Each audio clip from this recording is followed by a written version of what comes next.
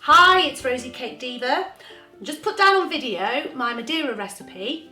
It's quite a heavy batter, it's good for carving and it's great for stacking, and I use it all the time for my spotty dotty cake and for any cake where I don't want the batter to move around a lot. For this recipe you'll need eggs, unsalted butter at room temperature, caster sugar, which is super fine sugar, vanilla extract, self-raising flour and plain all-purpose flour. Now, the reason I didn't give any quantities is because I work out my quantities in quite a special way. I weigh the eggs that I have whole, so here I've got 8 eggs and they weigh in at 500 grams, and that's the figure I'm going to use to determine the rest of my ingredients. So I'm going to have 500 grams of caster sugar, 500 grams of butter, 500 grams of self-raising flour, and I'm going to halve that figure and have 250 grams of plain all-purpose flour. So if I had 4 eggs, obviously I'd do the same thing.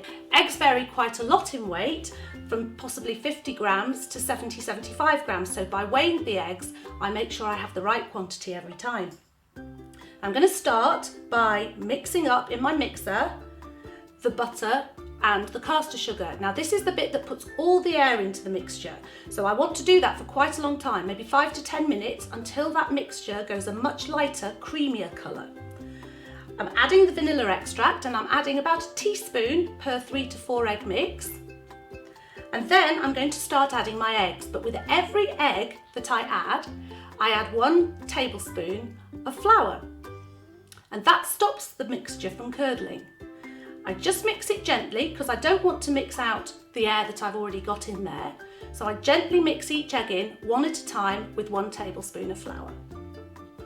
Then I take my bowl off the mixer and I fold in the remaining flour. I don't mix it because I really don't want to beat out the air that's in there.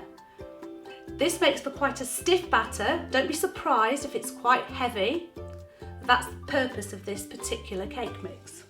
This is the recipe that I really prefer to use for my spotty dotty cake because it really keeps the balls in place better than any other recipe I've found, and for other recipes as well. Have a look at my other videos on YouTube, and you can check me out on Facebook at Rosie. Hi everyone, and welcome again to Creative Cakes by Sharon. Today I've got an interesting little recipe for you. I'm going to be making a beer cake. That's right, you heard me correctly. I'm going to be using beer in one of my cakes. So let's get started. I've got everything I need here, and you can find a full list of all the ingredients in the description box below. So the first thing I'm going to do is of course turn on my stove to a low heat and start melting the butter. Once the butter is fully melted, I'm going to pour in the milk and just give it a quick little stir. This is followed by the dark chocolate, and once most of the chocolate has melted into the liquid mixture, I'm going to pour in my sugar, followed by the unsweetened cocoa powder.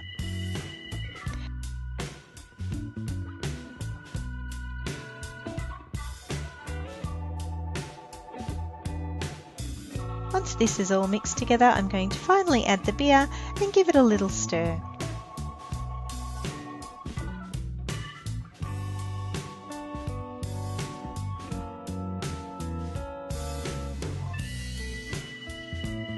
In the sieve I've got my flour and my bicarb soda, which I'm going to sift straight into the pan and whisk it around until there are no lumps.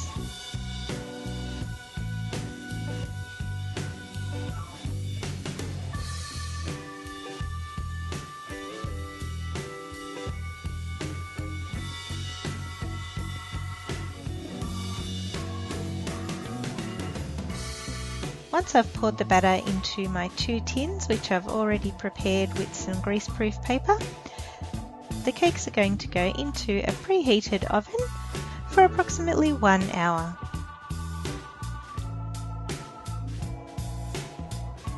While the cakes are cooking, it's a good time to start making the buttercream filling. So once I've whipped my butter until it's nice and light and fluffy, I'm going to add in my icing sugar in batches.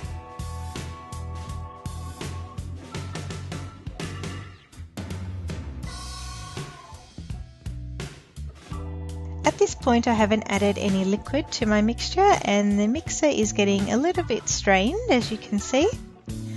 So it's now time for me to add a little bit of liqueur into this icing, and I've chosen some Kahlua to use today. You can use any liqueur you want, and of course we still need to add a little bit of our beer flavour, so I'm going to add 1 tablespoon. This amount of moisture is just enough to get the icing mixture nice and creamy and light. So once this is done, you can pop it into an icing bag and set it aside until the cakes come out of the oven and cool down completely. So here I have my 2 cakes, and I'm going to divide both cakes in 2 and now stack and fill my cake with the beer flavoured frosting.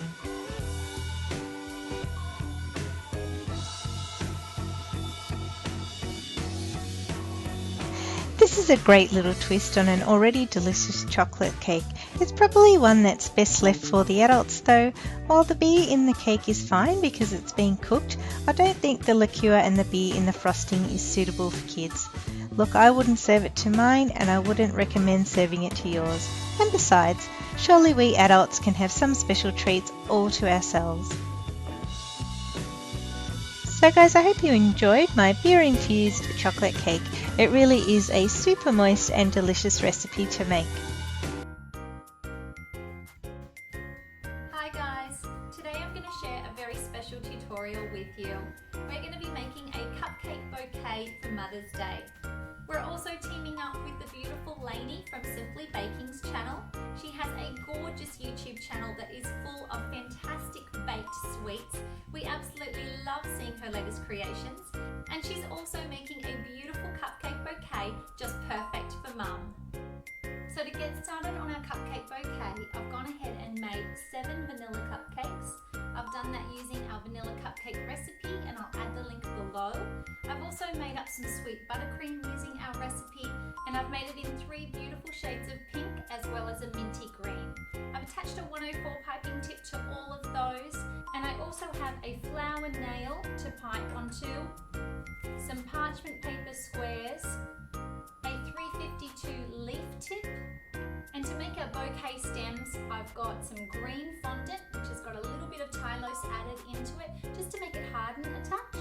I have a small rolling pin, an X-Acto craft knife, some corn flour or cornstarch, and a leaf ejector cutter, and I'm going to use that so that I can make a couple of beautiful leaves to go around those stems. Now the first thing you have to do is just attach your parchment paper using a touch of buttercream.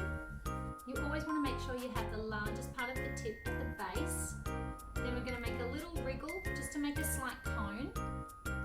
Wrap that all the way around, and then we're going to make little rainbows going around 4 in our first layer. Turn it back to where you started. Do 5. And then for our final row, we're going to pull down a little bit just to make it fan out and go all the way around. And there you have a beautiful rose. Now we also want to do some mid-sized ones that just have 2 layers of petals. So you want to flare out that second row just a touch.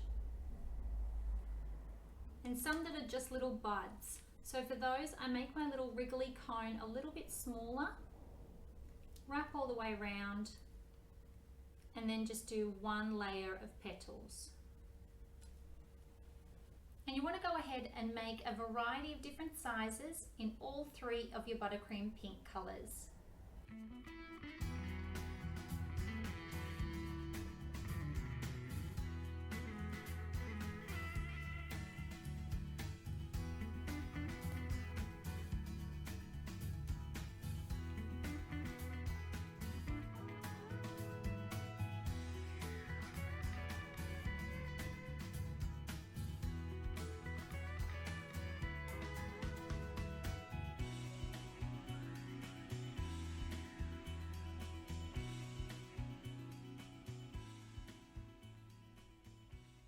And once you have a tray ready, you can pop it into the fridge.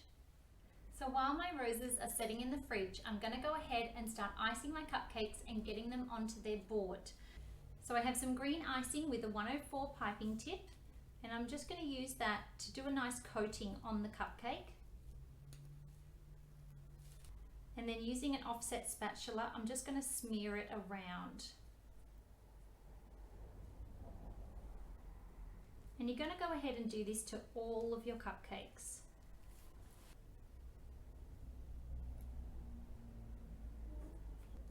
And then using some buttercream, I'm going to attach them to the board.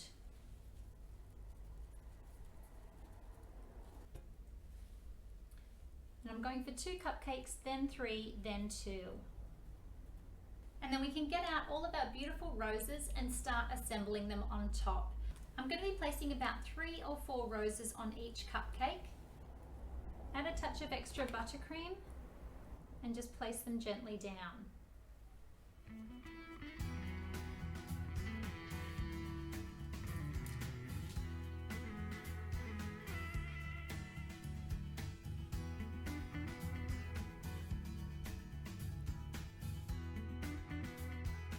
And what I love about this is that some of the ones where you're wondering whether it's nice and straight and you're thinking that it's kind of off are perfect for these gorgeous little angles, and it just makes it look so much more natural. And now we're going to change our piping tip over to our leaf tip, and we're going to add in some beautiful little buttercream leaves. All you need to do is place the petal tip so that it's in a chomping position, press it into a space, squeeze, give a little wriggle, and then pull back really quickly to release.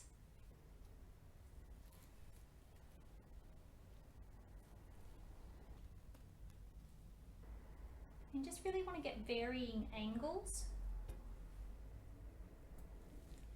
Now I'm just going to roll out some stems. You can also go ahead and use a clay extruder if you like, but I just don't want these to look too perfect.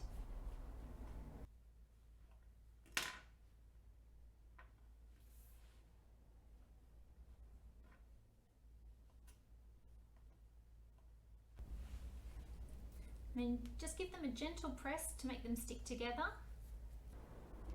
And then I'm going to apply a touch of buttercream, or you can also use some sugar glue.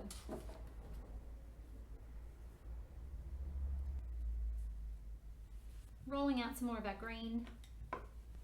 Just using some cornstarch so that it doesn't stick to my surface. And then I'm going to take my ejector cutter, place it down, give it a press a few times to make the impression, and then push it out.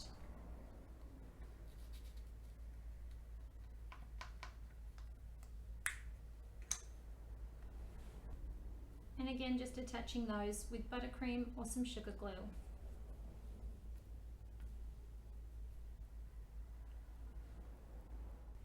And there you have it, guys. We have our beautiful Mother's Day cupcake bouquet. I think that this turned out so beautiful. Please remember to head on over and check out Lainey at Simply Bakings. She also has an incredible cupcake bouquet to share with you guys.